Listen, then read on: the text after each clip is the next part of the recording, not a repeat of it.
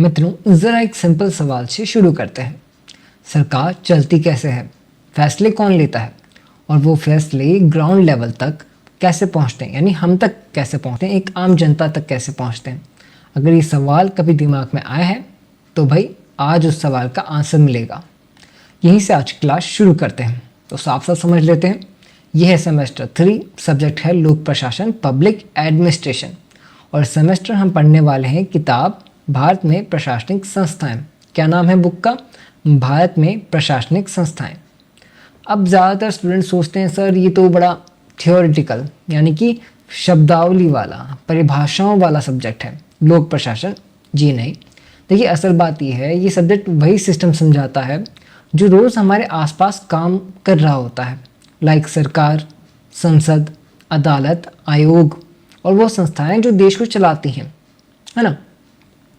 देखिए इस किताब में हम समझेंगे कि लोकतांत्रिक और समाजवादी समाज असल में क्या होता है, सरकार के तीनों अंग कैसे काम करते हैं, नौकरशाही की भूमिका क्या है और भारत की प्रमुख प्रशासनिक संस्थाएं कैसे फैसले लेती हैं और उन फैसलों को लागू कैसे करती हैं। सोचो ज़रा, ये बातें सब न्यूज़ के अंदर आती हैं, करंट अफेयर्स का एक हिस्सा है ना। तो ये पता होना भी आपके लिए बहुत ज़रूरी है। आपका स्टडी मित्र होने के नाते मैं आपको सीधी सी बात कहूँगा, ये सब्जेक्ट जब आप इसे पढ़ोगे तो आपको बड़ा इंटरेस्टिंग सब्जेक्ट लगने लगेगा। इसके अंदर आप जानोगे आपकी जो सरकार है उस सरकार के बारे में और जानोगे कि सरकार आखिर काम कैसे करती है, हमारा समाज जो है उस सरकार से कैसे प्रभावित होता है ना। तो चलिए मित्रों, आज की क्लास को शुरू करते हैं। सबसे पहले हम समझेंगे कि हमारी जो किताब है, जो बुक है, भारत में प्रशासनिक संस्थाएं आखिर है क्या। लोक प्रशासन वह विषय है जो भारत में सरकारी संस्थाओं की संरचना और उनके कार्यों का अध्ययन करता है। लाइक कह सकते हैं ये प्रशासनिक तंत्र के माध्यम से नीतियों की क्रियान्वयन और जन सेवा की प्रक्रिया को समझाता है। मतलब मैं ऐसे कुछ क्या बताऊँ आपको, सिंपल शब्दों में कहें, ये किताब हमें बताती है कि भारत में सरकार को चलाने वाली संस्थाएं कौन कौन सी हैं और वो काम कैसे करती है। इसमें हम पढ़ सकते हैं संसद, कार्यपालिका, न्यायपालिका और जो अन्य आयोग हैं उनके बारे में, संवैधानिक जो संस्थाएं हैं उनके बारे में, यानी पूरा एडमिनिस्ट्रेटिव सिस्टम, पूरा प्रशासनिक व्यवस्था। सोचो ज़रा, जो चीज़ें हम रोज़ न्यूज़ में सुनते हैं उन्हें समझने की हमें चाबी मिल गई, और चाबी क्या है? ये किताब। Public administration studies how administrative institutions functions to run government system. It explains how officials organize work and delivers services to people effectively. ठीक है, बस इतना समझ लो। ये सब्जेक्ट रूल्स याद करने का तो बिल्कुल भी नहीं, ये बस हमारे सिस्टम को समझने का है। ठीक है, चलिए फिर अब फटाफट से अपने सिलेबस को भी देख लेते हैं कि इस सिलेबस में हम क्या क्या टॉपिक्स पढ़ने वाले हैं, क्या क्या यूनिट पढ़ने वाले हैं। टोटल 5 यूनिट है। तो यूनिट नंबर 1, इकाई नंबर 1, प्रजातांत्रिक एवं समाजवादी समाज, जहां समाज और राज्य की बेसिक सोच यानी कि जो बेसिक आधार है उसको समझेंगे, और डेमोक्रेटिक व वेलफेयर स्टेट जो होते हैं उनके बीच का फ़र्क समझेंगे, है ना। देन इकाई नंबर 2, सरकार, संगठन व अंग, जिसमें संसद, कार्यपालिका और न्यायपालिका, इन सब की बात होने वाली है, इनके बीच का संबंध समझने वाले हैं। लोकतंत्र व प्रशासन, इकाई नंबर 3, जहां लोकतांत्रिक प्रशासन, नौकरशाही, राजनीतिक दल, दबाव समूह क्या होता है, इनकी भूमिका को समझेंगे। देन यूनिट नंबर 4, इकाई नंबर 4, संगठन व प्रशासनिक कार्यप्रणाली, जिसमें वित्त आयोग, नीति आयोग, यूपीएससी, ईसीआई और चुनाव से जुड़ी सभी बातें यहाँ समझेंगे। मतलब देखिए चुनाव आयोग भी इसी के अंदर आने वाला है, तो ये भी इंपॉर्टेंट क्वेश्चन बनेगा चुनाव आयोग वाला। इसको भी हम अच्छे से रेगुलर क्लासेस में समझने वाले हैं।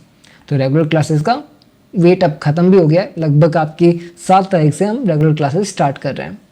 इकाई नंबर 5, संगठन व कार्यकरण, जहां सीआईसी, आरबीआई, एनएचआरसी, सीवीसी, जो अन्य संस्थाएं हैं उनके बारे में बात होगी, उनके बारे में अध्ययन किया जाएगा। तो चलिए फटाफट से एक बार हर यूनिट के टॉपिक को भी देख लेते हैं कि भाई किस यूनिट में क्या टॉपिक रहेगा। यूनिट नंबर 1, यहाँ पे सिर्फ सिलेबस की बात कर रहे हैं अभी तो, है ना।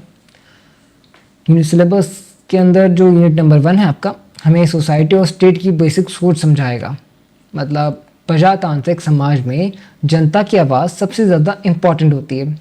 राइट्स, इक्वालिटी, पार्टिसिपेशन, ये बहुत इम्पॉर्टेंट है कि भाई हम कितनी भूमिका निभाते हैं, कितनी हमें समानता मिलती है, कितने हमें अधिकार मिलते हैं, है ना। ये बड़े इम्पॉर्टेंट है। समाजवादी समाज में फोकस होता है बराबरी और वेलफेयर पर, ताकि रिसोर्सेज सब तक पहुँचे। जो संसाधन है जो सरकार उपलब्ध करा रही है या फिर जो प्रगति के अंदर अवेलेबल संसाधन है वो सब तक बराबरी से पहुँचने चाहिए, किसी को कम नहीं, किसी को ज़्यादा नहीं, सबको बराबरी का। और राज्य की बात करें तो पहले हस्तक्षेपवादी, फिर लोक कल्याणकारी और आज प्रशासकीय राज्य चल रहा है। मतलब सरकार का जो रोल है, जो भूमिका है, वो समय के साथ बदलती गई और बढ़ता गया रोल भी, है ना। बस इतना समझ लो, ये समाज ऐसा है जैसे हमारे पुराने टाइम में राजाओं का राज्य हुआ करता था।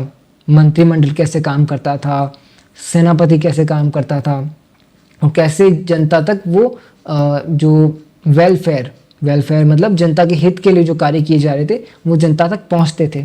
वैसे ही हम आज की सरकार को समझेंगे। फिर बात करेंगे यूनिट नंबर 2 की। इकाई नंबर 2, सरकार, संगठन व अंग। सिंपल सी बात है, सरकार 3 मेन पार्ट्स में बंटी होती है, व्यवस्थापिका, कार्यपालिका और न्यायपालिका। सबसे पहले व्यवस्थापिका यानी संसद, कानून बनाना और सरकार पर नज़र रखना, यही इसका काम है। फिर आती है कार्यपालिका, जो बने हुए कानून को ग्राउंड लेवल तक लागू करती है, मतलब जो काम करती है असल में। और कार्यपालिका और व्यवस्थापिका आपस में जुड़े हुए होते हैं, है ना। यही लोकतंत्र की खासियत भी मतलब जो स्पेशलिटी है वो यही है लोकतंत्र की, क्या कि कार्यपालिका और व्यवस्थापिका आपस में जुड़े हुए होते हैं। और आखिर में न्यायपालिका, सुप्रीम कोर्ट, कानून की रक्षा करता है और जुडिशियल रिव्यू के जरिए संविधान की सुरक्षा करता है कि ताकि कोई संविधान में कोई ऐसा नियम ना बनाया जाए जो जनता के अहित के लिए हो, जनता के हित के नियम ही लागू हों। ये कौन सुनिश्चित करता है? सुप्रीम कोर्ट, न्यायपालिका। बस इतना पकड़ लो इस यूनिट के अंदर कि यहाँ तो हम सिर्फ अपने 3 अंगों को, सरकार के 3 अंगों को समझने वाले, उनकी भूमिका को समझने वाले। दिन इकाई नंबर 3, लोकतंत्र व प्रशासन। यहाँ पे हम समझेंगे कि लोकतंत्र सिर्फ वोट देने का काम नहीं है कि भाई हमें लोकतंत्र मिल गया कि हमें वोट देने का अधिकार है, नहीं। असल में लोकतंत्र उससे कई गुना ज़्यादा बड़ा है, जब प्रशासन जनता के लिए काम करती है।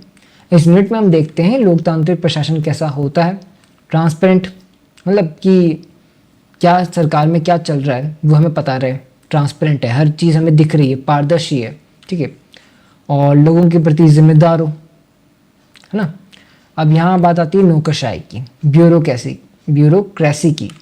भाई ध्यान रखना, नेता बदलते हैं लेकिन सिस्टम को चलाने वाला नौकरशाही वही होता है। लोकतंत्र में ब्यूरोक्रेसी का काम है पॉलिसी को सही तरीके से लागू करना।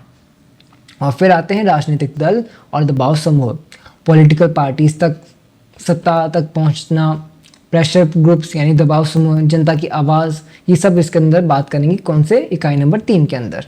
चलिए फिर बात करेंगे इकाई नंबर 4 की, यूनिट नंबर 4, संगठन व प्रशासनिक कार्यप्रणाली। सिंपल भाषा में समझें तो सरकार सिर्फ मिनिस्टर से नहीं चलती, नेता से नहीं चलती, मंत्रियों से नहीं चलती, बल्कि कुछ इंडिपेंडेंट बॉडीज़ भी होती हैं जो सिस्टम को फेयर बनाए रखती हैं। जैसे कि वित्त आयोग हुआ, जो पैसा कैसे बांटना है, कैसे पैसा आप तक पहुंचेगा, उसका क्या होगा, उसको तय करती है। नीति आयोग जो देश के डेवलपमेंट का काम करती है कि भाई क्या नए नियम हमें तैयार करने हैं, क्या नया डेवलपमेंट करना है, उसका एक पूरा रोड मैप तैयार करती हैं, है ना। फिर आता है यूपीएससी, जो देश के टॉप एडमिनिस्ट्रेटर चुनता है, मतलब कि जो प्रशासनिक अधिकारी हैं उनका चयन करता है। और चुनाव आयोग जो लोकतंत्र को जिंदा रखता है, वो हमें मदद करता है कि हमारा नेता कैसे हम तक पहुंचेगा हमारे वोट के थ्रू, और सही तरीके से पहुंचे, इसका कौन सुनिश्चित करता है? चुनाव आयोग करता है। ये हम इसमें बात करेंगे कौन सी इकाई में? इकाई नंबर 4 के अंदर। प्रमुख संस्थाएं, निर्वाचन की जो प्रक्रिया है, प्रणालियां हैं, उनको समझेंगे। साथ ही हम देखते हैं स्वीप, वोटर हेल्पलाइन ऐप और इलेक्शन लिटरेसी क्लब्स, ऐसे कई चीज़ें जागरूकता के लिए फैलाई जा रही हैं, उनको भी हम इसमें पढ़ेंगे। फिर बात करेंगे आखिर में अपने यूनिट नंबर 5 की, संगठन व कार्यक्रम। सिंपल सा समझ लो, ये वो नेशनल बॉडीज़ है जो एडमिनिस्ट्रेशन को ईमानदार और ट्रांसपेरेंट बनाए रखने की जवाबदेही बनाती है। इस यूनिट में हम देखते हैं कि किस तरीके से जो केंद्रीय समाज कल्याण का मंडल है, सोशल वेलफेयर से जुड़ा हुआ है। CIC केंद्रीय सूचना आयोग है, RTI है, ये सरकार से कैसे अकाउंटेबल है ना। फिर आता है RBI, देश की इकोनॉमी का कंट्रोलर, और NHRC जो ह्यूमन राइट्स की रक्षा करता है। साथ ही आती है CVC, करप्शन। ये सब अलग अलग क्या कहते हैं संस्थाएं हैं। एक तो RBI हुई जो पैसे के ऊपर नज़र रख रही है, इकोनॉमी के ऊपर नज़र रख रही है।